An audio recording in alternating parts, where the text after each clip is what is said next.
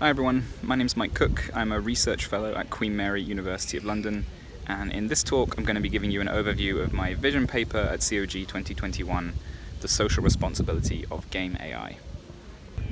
So rather than giving you overviews and doing loads of different introductions, we're just going to dive right in with the first section. So are we responsible? What does responsibility mean? Why have I written this paper? So there's two parts to this title, games and AI, and both of these areas have experienced a huge growth and are now some of the most important things in the lives of every human being on this planet. In terms of play has always been a fundamental thing that humans did. It's always been very important to human culture, but increasingly we find video games in particular are a massive thing that people do with their lives. Almost 3 billion people play and spend money on games regularly, video games that is, and many, many more besides will be accessing games in ways that we can't track with statistics like this. On the other side, we have artificial intelligence. So 10 years ago, when I started as a PhD researcher, AI was only a small part of the world's scientific research. But today, 4% of all peer-reviewed research publications are about AI. AI is now a huge part not only of the research world, but also of government policy and private investment. Private investment has soared in AI over the last decade. So AI is important, and it's growing in importance. It's affecting all of our lives. It's these AI companies and AI researchers are having access to governmental systems, departments like health and police. They're affecting the way that we're employed and whether we can become employed. So artificial intelligence is more important than ever, and it's not showing any signs of slowing down. So game AI researchers have a unique position here. They're experts in these two very important areas, and as a result they've seen huge increases in research funding available, jobs available, salaries, expansions of things like university departments. In the UK, where I live, many universities are finding departments being shut down in subjects like humanities subjects, art subjects, even some of the lesser known sciences. But computer science, and AI in particular, is experiencing a growth unlike any other. So for us, it's now easier to get promotions, it's easier to get press coverage, it's easier to get research funding. That doesn't mean that it's easy. Many of game AI researchers watching this talk will certainly be sighing or rolling their eyes at this point, because there's still a lot of problems, there's lots of discrimination and luck and prestige problems, but compared to some other fields, we have it much easier. And what this means is that we have a platform, we have a lot of power, we have a lot of opportunities to do something. The question is, what are we doing with that? So to whom are we responsible? Who are we affecting by the work that we do?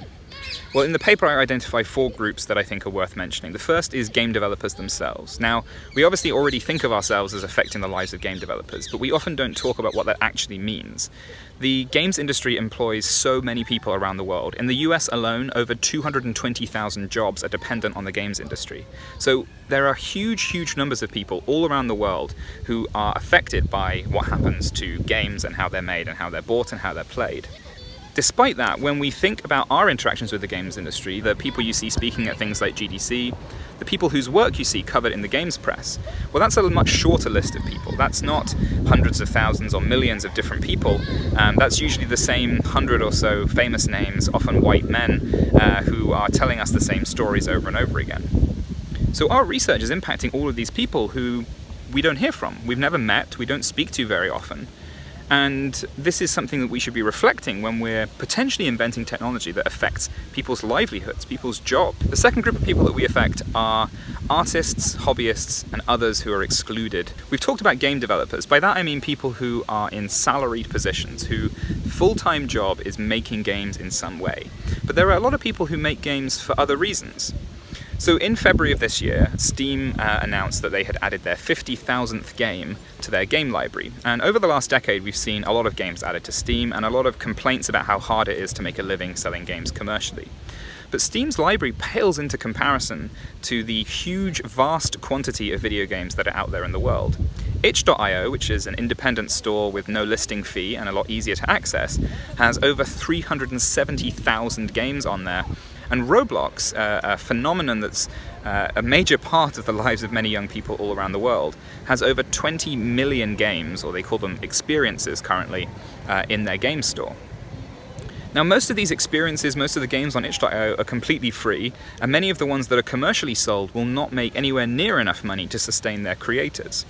So we're responsible to all of these people who are making games for the love of it, these people who are making games and who are unable to achieve commercial success, not through any fault of their own, but through restrictions like access to technology, access to education, access to press and opportunities, access to visas. So we're responsible to all of these people as well, because games are not just an industry, they're an art form, they're creative, they're play, they're something which humans do, it's a way that humans express themselves. And we need to make sure that we talk to and think about these people in our work as well. The third group that we're responsible to, of course, is the general public. The general public are about to have really their whole worlds changed by artificial intelligence over the coming decades, and yet a huge number of people are really not sure whether they want this to happen. I have read several surveys in writing this paper. In one of them, for example, 70% of Americans expressed some fear about AI and the impact of automation on their jobs. In a survey of global attitudes to AI, 30% of people said that they felt AI would be mostly harmful to the world, and in some regions like Latin America and North America, that was almost 50%. And yet, despite all of this impact that we're worried about it having on our lives, very few of us feel that we actually understand it. Less than half of people surveyed in the UK said that they felt they understood the impact AI would have on their lives, and only 10% said that they felt very confident that they knew a lot about AI.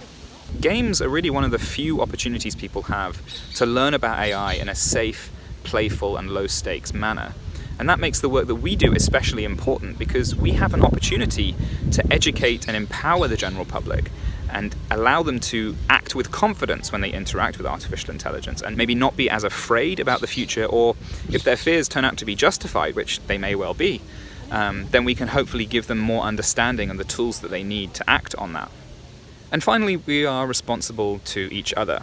This community of games researchers, including game AI researchers, but not exclusively limited to it, is hundreds or maybe even thousands strong, depending on how you define it.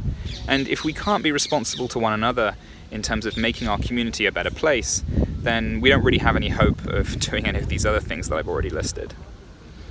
Our field, like most academic fields, is plagued with issues relating to sexism, racism, other kinds of bigotry.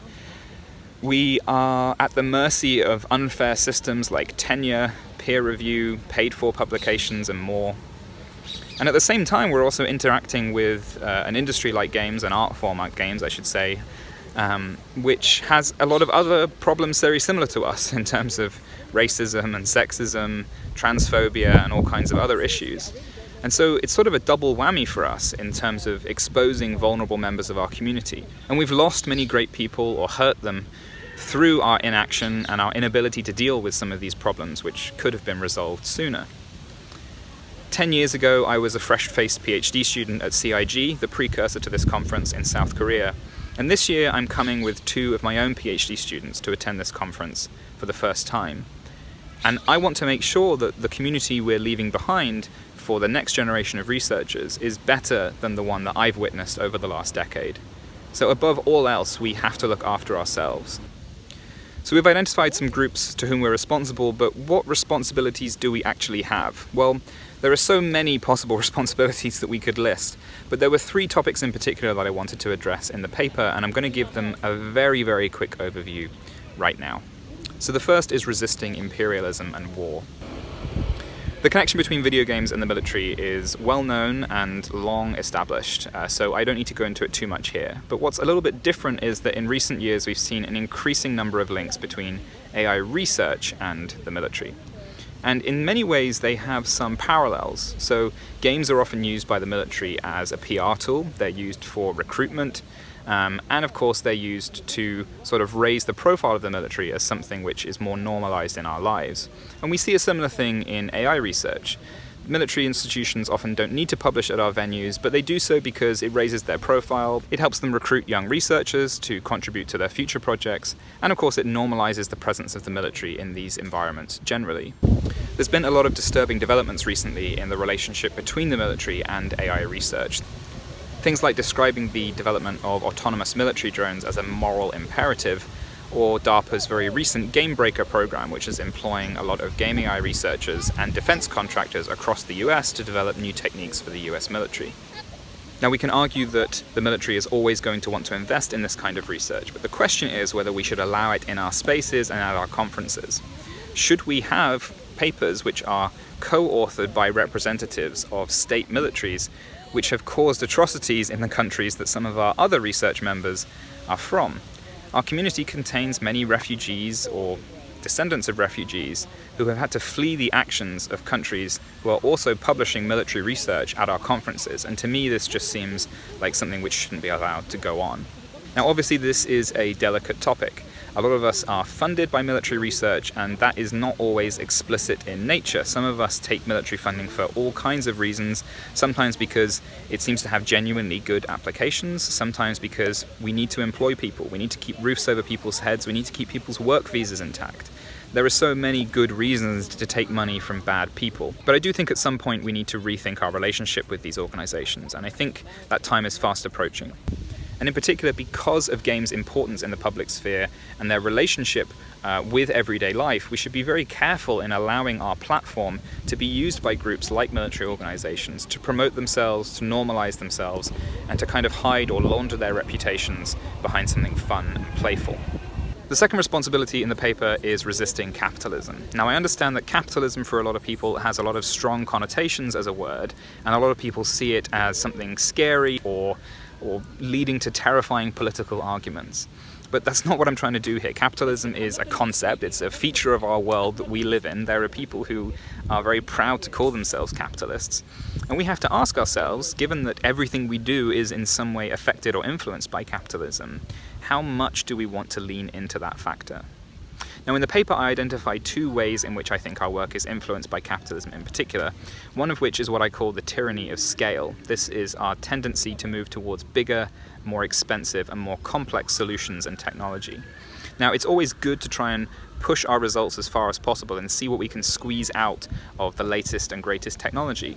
But private investment in AI research in particular has led us down a more dangerous road, where money is directly related to new research results. Simply buying more things allows us to do better research at scale with certain techniques.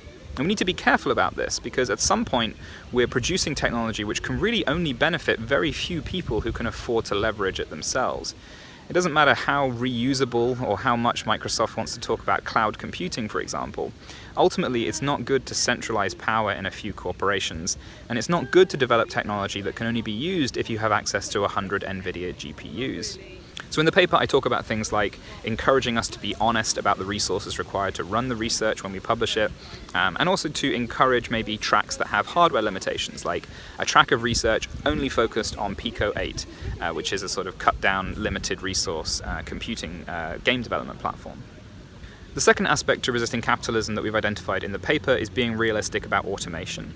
So I work in a field called computational creativity. That means I look at things like generative content for games and also automated game design. And when we talk about automating things, we often talk about making people's lives easier. Lots of papers talk about this. We talk about speeding things up or lowering cost, with the idea that this will somehow make people's lives better. But in the paper I point out that there are major tools in the games industry, like SpeedTree, for example, that have made the generation of certain types of content very cheap and very easy. And yet the games industry is still plagued by abusive conditions, crunch, overwork, wage theft, and worse. So it's clear that automation is not going to make anyone's lives better, and the reason for that is that the way most of these companies are run, if we make it easier to produce a product, the product will expand, or the pressure on the workforce will increase, until they are at the same level of stress and productivity, as it were, as before. So that doesn't necessarily mean that we shouldn't look into automated systems. I certainly don't want to do that. I'm having a lot of fun doing it. But we need to be seriously realistic about what the possible impact of our work is. And we need to contemplate whether we can do our research in a way that more strongly resists automation in some way, that is perhaps anti-capitalist. Otherwise, we're going to find that our research soon enough is going to have a fairly toxic impact on the games industry potentially, and hurt some of those people that we were talking about earlier on in this talk. The final responsibility identified in the paper is the responsibility of building a better academy. Now, this is a difficult subject because I've had a lot of arguments and clashes with people in this community over the years, trying to do things as minor as instituting a code of conduct at a conference or an event. But the fact is that we can't keep having these little disagreements, and we need to start taking bigger strides in order to protect the people in our field. I've let down a lot of people in this community over time, a lot of people who are treasured friends, and it's not good enough that we keep making these small little changes. We keep making these token gestures that inch our field along at a glacial pace. We need to start doing more to improve our community. We need to find ways of improving our communities and leveraging the significant power and resources that we have so that we can create better communities in the future. And unfortunately, this is going to mean uncomfortable conversations. In the reviews for this paper, there were some uncomfortable one-way conversations, at the very least, being directed at me. But unfortunately, people are going to be made uncomfortable by this. We are going to end up risking things.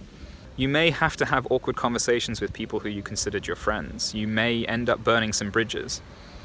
But we can't keep on going on as we are. It's not tenable.